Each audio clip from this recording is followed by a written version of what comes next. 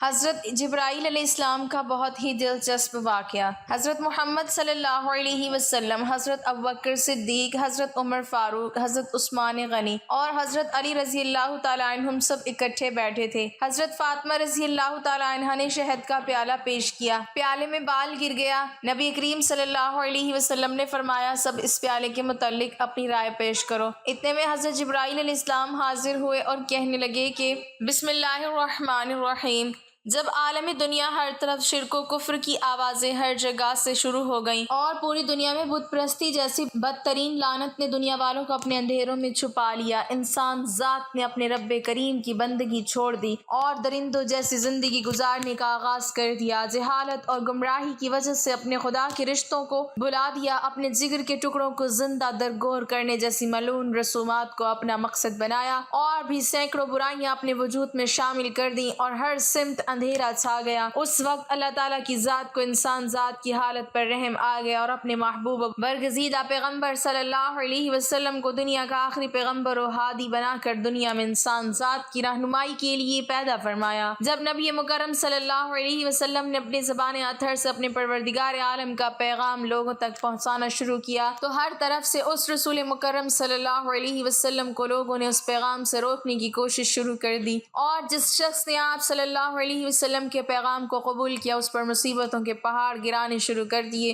اور طرح طرح کی اذیتیں دینا شروع کر دیں، لیکن یہ شمع رسالت کے پروانے، آسمان نبوت کے چمکتے ستارے، بستان نبوت کے مہکتے پھول، آفتاب رسالت کی چمکیلی شعاعیں اور آغوش نبوت کی پروردہ ہستیاں اپنے آقا صلی اللہ علیہ وسلم پر اپنی جانیں، مال، اولاد قربان کرنے کے لیے تیار ہو گئے، لیکن اس رسول محترم صلی اللہ علیہ وسلم کے دامن کو چھوڑنے کا تصور بھی نہیں کیا۔ اس وقت رب کائنات نے ان مقدس ہستیوں کے متعلق ارشاد فرمایا کہ اولئک الذین ھداھم اللہ واولئک ھم اولو الالباب، یہی وہ لوگ ہیں جن کو اللہ تعالیٰ نے ہدایت دی اور یہی عقل والے ہیں۔ جب ان مقدس ہستیوں نے اپنے خود ساختہ معبودوں کی غلامی کو چھوڑ کر ایک خدا کی غلامی اختیار کی تو انہی لوگوں نے وہ تکالیف دینا شروع کر دی جن کو پڑھ کر انسان کانپ اٹھتا ہے، لیکن سلام ہے ان صحابہ اکرام رضی اللہ عنہم کو جنہوں نے اپنی جان اسلام کی خاطر قربان کر دی لیکن اپنے مولا کریم کے پیغام کو اپنے دل سے نکالنے کا تصور بھی نہیں کیا۔ ان مقدس ہستیوں کے واقعات کو پڑھ کر ایک مسلمان کا ایمان شک و شبہات سے پاک ہو جاتا ہے اور ہر قدم پر اپنی کامیابی کا یقین زیادہ بڑھ جاتا ہے۔ حضرت یاسر بن عامر رضی اللہ عنہ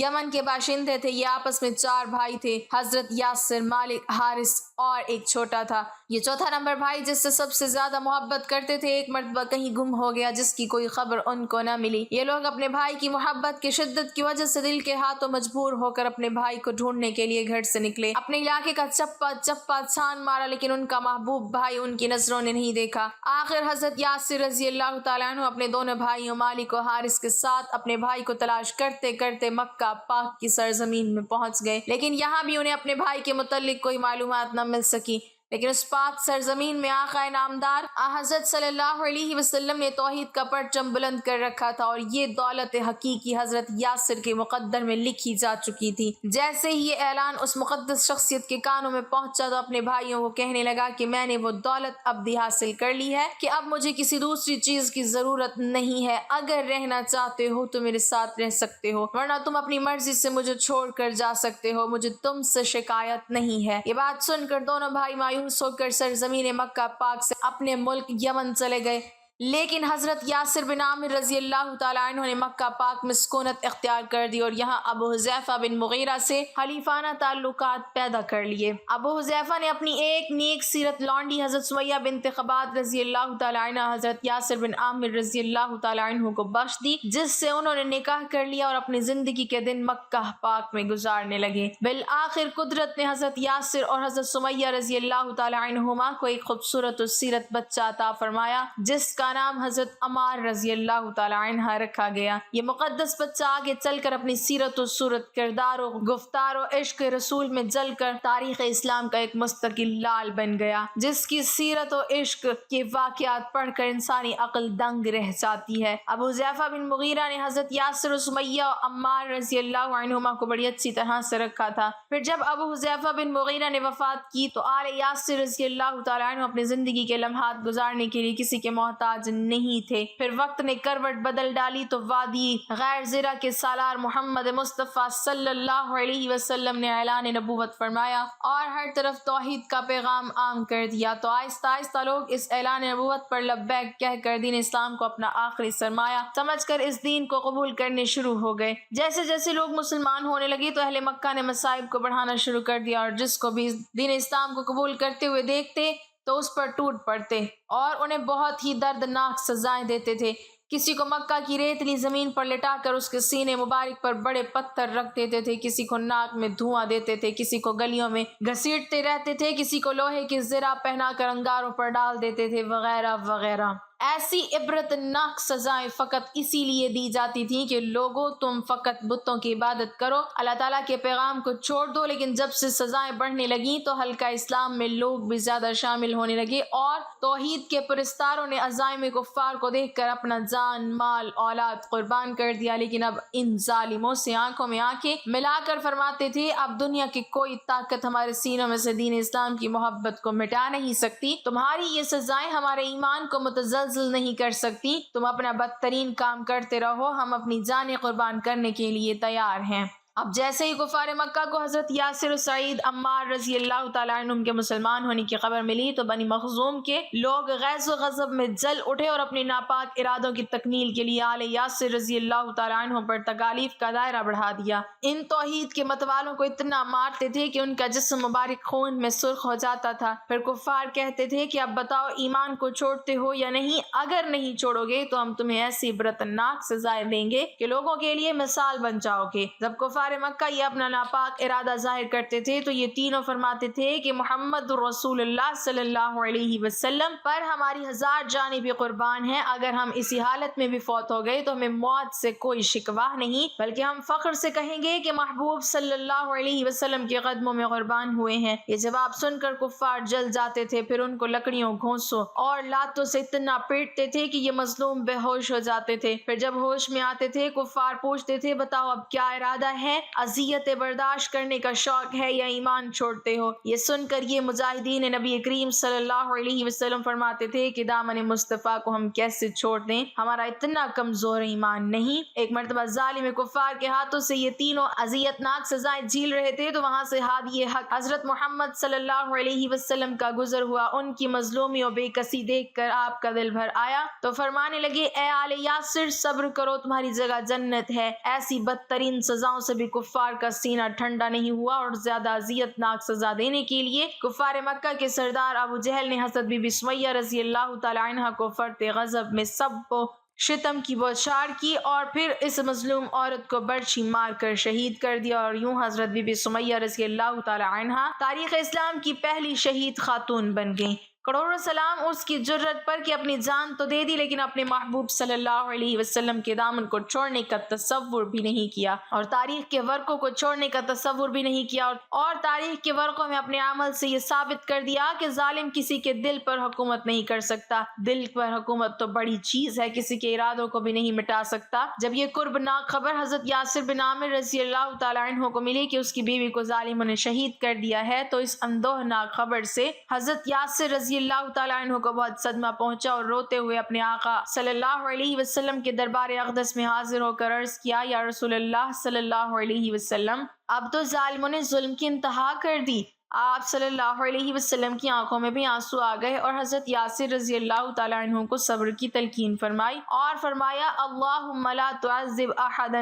من آل یاسر بالنار، اے اللہ خاندان یاسر کو دوزخ کی آگ سے بچانا۔ اس واقعے کے بعد بھی ظالموں کے ناپاک ارادے ختم نہ ہوئے بلکہ اور بھی زیادہ مضبوط ہو گئے۔ پھر چشم فلک نے دیکھا کہ کفار مکہ نے مظلوم بوڑھے یاسر رضی اللہ تعالیٰ عنہ کو اتنا مارنا شروع کر دیا کہ آپ بے ہوش ہو گئے۔ جب ہوش میں آتے تھے تو کفار کہتے تھے اپنا آخری انجام بھی ان قریب دیکھ لو گے ورنہ تم ایمان کو چھوڑ دو۔ آپ فرماتے تھے ظالموں تم میری جان تو لے سکتے ہو، میری مظلومہ بیوی کو شہید کر سکتے ہو، میرے محبوب بیٹے عمار پر تکلیف کی لرزہ خیز سزاؤں کی داستانیں تو قائم کر سکتے ہو، لیکن ہمارے قلوب میں میرے کریم رب نے جو اسلام کا بیج بویا ہے اس کو تا قیامت اکھاڑ نہیں سکو گے۔ غیظ و غضب میں جل کر مر جاؤ گے لیکن میرے ایمان کو کچھ نہیں کر سکو گے۔ یہ صبر کے پہاڑ تھے جنہوں نے اسلام کی خاطر ایسی سزائیں برداشت کی کہ اگر پہاڑوں پر گرتی تو وہ بھی پرزا پرزا ہو جاتے، لیکن اس مرد حق پرست کے ارادے کو مٹا نہیں سکے۔ یہ وہ لوگ تھے جن کے لیے اللہ تعالیٰ نے فرمایا تھا کہ اولئک هم المؤمنون حقا،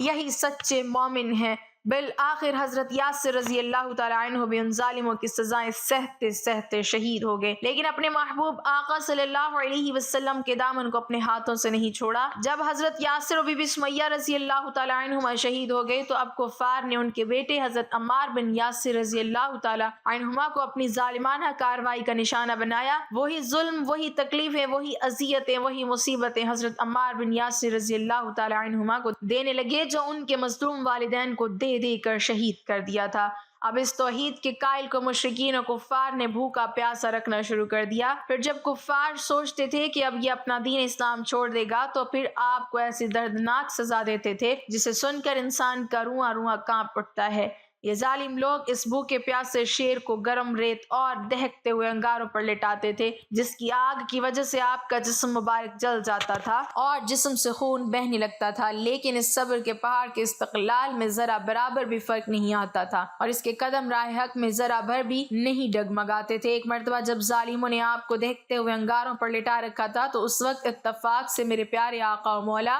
حضرت صلی اللہ علیہ وسلم کا اس جگہ سے گزر ہوا جب آپ نے پیارے صحابی حضرت عمار بن یاسر رضی اللہ تعالیٰ عنہما کی یہ حالت دیکھی تو آپ کا دل بہت کوڑھا اور حضرت عمار رضی اللہ تعالیٰ عنہ کے سر پر شفقت کا ہاتھ پھیرا اور فرمایا، اے آگ تو عمار بن یاسر کے لیے اسی طرح ٹھنڈی اور سلامتی والی بن جا جس طرح حضرت ابراہیم علیہ السلام کے لیے بن گئی تھی۔ حضرت عمار رضی اللہ تعالیٰ عنہ نے صبر و استقامت کا وہ مظاہرہ کیا جس سے تاریخ اسلام میں اس مرد مجاہد کو تا قیامت صابرین میں یاد کیا جائے گا۔ پھر وہ خوشی کے لمحات بھی آ گئے جب اللہ تعالیٰ نے اپنے محبوب صلی اللہ علیہ وسلم کو فرمایا اب ہجرت کی تیاری کرو۔ جب میرے آقا صلی اللہ علیہ وسلم کو مدینہ کی طرف ہجرت کا حکم ہوا تو حضرت عمار بن یاسر رضی اللہ تعالیٰ عنہ کو بھی یہ واقعہ نصیب ہوا اور مدینہ پاک میں پہنچ کر امن کا سانس لیا۔ یہ وہ ہستیاں تھیں جن کے خون سے اسلام کے باغ کی آبیاری کی گئی، جس کے لہو سے اسلام پوری دنیا میں پھیلا۔ انہی کے صدقے ہمیں بھی اسلام نصیب ہوا۔ بڑھاپے کے دنوں میں حضرت عمار رضی اللہ تعالیٰ عنہ کی پشت مبارک پر سیاہ داغ نظر آتے تھے جس کی وجہ سے پوچھنے پر آپ فرماتے تھے یہ وہ نشان ہے جب مجھے انگاروں پر سلایا جاتا تھا، گرم ریت پر لٹایا جاتا تھا، لیکن میں نے صبر کا دامن نہیں چھوڑا، کبھی زبان سے کوئی شکوہ شکایت نہیں کی۔ حضرت عمار رضی اللہ تعالیٰ عنہ ہجرت کے موقع پر قباء میں اس مقدس مسجد کی تعمیر کے وقت پتھر ڈھونڈتے تھے اور اس کی تعمیر میں بڑھ چڑھ کر حصہ لیتے تھے۔ اسلام کی سب سے پہلی مسجد تھی جس کی تعمیر کے وقت آپ سب سے زیادہ اینٹیں اٹھاتے تھے اور یہ رجز پڑھتے تھے، ہم مسلمان ہیں، ہم مسجدیں بناتے ہیں۔ پھر جب آپ مدینہ پاک میں اپنے محبوب آقا صلی اللہ علیہ وسلم کے دربار اقدس میں رہنے لگے تو ساری مصیبتیں، تکلیفیں، اذیتیں ختم ہو گئیں۔ پھر جب اللہ تعالیٰ نے جنگ بدر میں کفار مکہ کو ذلیل و خوار کیا اور اس جنگ میں ابو جہل جیسے ظالم لوگ مارے گئے تو میرے آقا و مولا صلی اللہ علیہ وسلم نے حضرت عمار بن یاسر رضی اللہ تعالیٰ عنہما کو فرمایا کہ اللہ تعالیٰ نے تمہاری ماں کے قاتل کا بدلہ لے لیا۔ حضرت عمار بن یاسر رضی اللہ تعالیٰ عنہما نے حضور صلی اللہ علیہ وسلم کے ساتھ تقریباً سب جنگوں میں شامل ہو کر داد شجاعت حاصل کیا تھا۔ آپ نے سیدنا صدیق اکبر رضی اللہ تعالیٰ عنہ کے دور خلافت میں جنگ یمامہ کی خون ریز جنگ میں وہ بہادری دکھائی جس سے مرتدین کے کلیجے پھٹ گئے۔ اسی جنگ میں آپ کا ایک کان مبارک بھی شہید ہو گیا، لیکن آپ نے اس کی کچھ پرواہ نہیں کی اور کفار کی صفوں کو الٹ کر رکھ دیا۔ کئی کفار آپ کے ہاتھوں جہنم رسید ہو گئے۔ جب ایک موقع پر مسلمانوں کے قدم اکڑتے دیکھے تو ایک بلند چٹان پر کھڑا ہو کر للکارا، اے مسلمانوں، کیا جنت سے بھاگ رہے ہو؟ میں عمار بن یاسر ہوں، ادھر پلٹو۔ ان کی للکار سن کر وہ پلٹ پڑے اور مرتدین کو اپنی تلواروں پر رکھ لیا۔ یہ مرد کلندر، مرد مجاہد، صحابی رسول حضرت عمر فاروق رضی اللہ تعالیٰ عنہ کی خلافت میں کوفے کے گورنر رہے اور انصاف کے تقاضوں کو پورا کر کے دکھایا۔ پھر اس صحابی رسول کو جنگ صفین میں حضرت علی رضی اللہ تعالیٰ عنہ کی طرف سے داد شجاعت دیتے ہوئے شہادت نصیب ہوئی۔ رسول اللہ صلی اللہ علیہ وسلم کی بارگاہ اقدس میں ایک کافر عورت بچہ اٹھائے باغرض آزمائش اور امتحان حاضر ہوئی، لیکن اللہ تعالیٰ کے حکم سے اس کی گود میں 2 ماہ کا دودھ دودھ پیتا بچہ بولنے لگا اور کہا یا رسول اللہ صلی اللہ علیہ وسلم السلام علیکم، ہم آپ صلی اللہ علیہ وسلم کی خدمت اقدس میں حاضر ہیں۔ بچے کی ماں کے چہرے کا رنگ زرد ہو گیا اور غصے سے کہنے لگی خاموش ہو جاؤ، یہ گواہی تیرے کان میں کس نے سکھا دی؟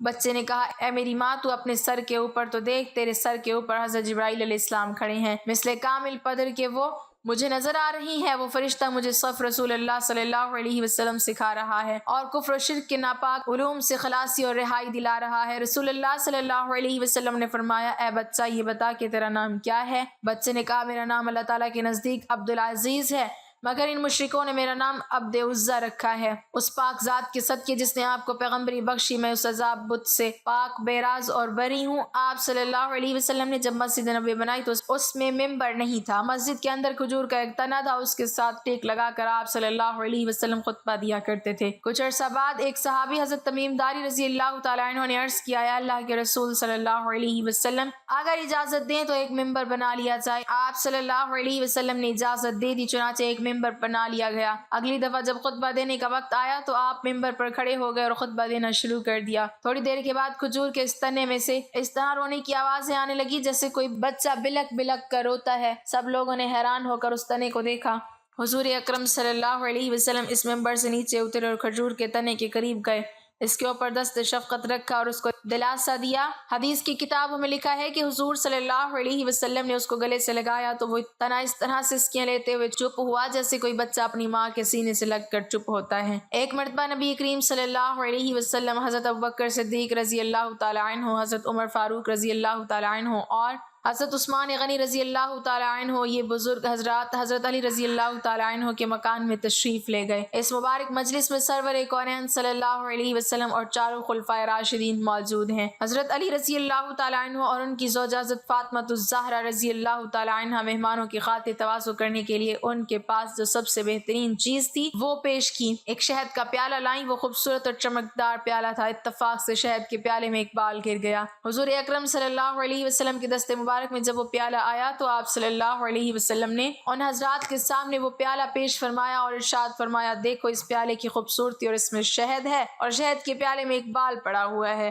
ہر ایک اپنی طبیعت پر زور ڈال کر اپنی اپنی ذوق کے مطابق پیالہ اور بال کے متعلق اپنی رائے پیش کریں۔ حضرت ابوبکر صدیق رضی اللہ تعالیٰ عنہ نے فرمایا اللہ کے رسول صلی اللہ علیہ وسلم کے نزدیک مومن کا دل تشت زیادہ روشن اور چمکدار ہے اور اس کے دل میں جو ایمان ہے وہ شہد سے زیادہ شیریں ہے، لیکن ایمان کو موت تک حفاظت کر کے لے جانا بال سے زیادہ باریک ہے۔ حضرت عمر فاروق رضی اللہ تعالیٰ عنہ کے سامنے جب یہ پیالہ آیا تو حضرت عمر فاروق رضی اللہ تعالیٰ عنہ نے فرمایا یا رسول اللہ صلی اللہ علیہ وسلم حکومت اس تشت سے زیادہ چمکدار اور روشن ہے، حکمرانی کرنا شہد سے زیادہ شیریں ہے، لیکن حکومت میں عدل و انصاف کرنا بال سے زیادہ باریک ہے۔ حضرت عثمان غنی رضی اللہ تعالیٰ عنہ نے فرمایا یا رسول اللہ صلی اللہ علیہ وسلم میرے نزدیک علم دین تشت سے زیادہ روشن اور علم دین سکھانا شہد سے زیادہ شیریں، لیکن اس پر عمل کرنا بال سے زیادہ باریک ہے۔ حضرت علی رضی اللہ تعالیٰ عنہ نے فرمایا یا رسول اللہ صلی اللہ علیہ وسلم میرے نزدیک معزز مہمان تشت سے زیادہ روشن ہیں اور ان کی مہمان نوازی شہد سے زیادہ شیریں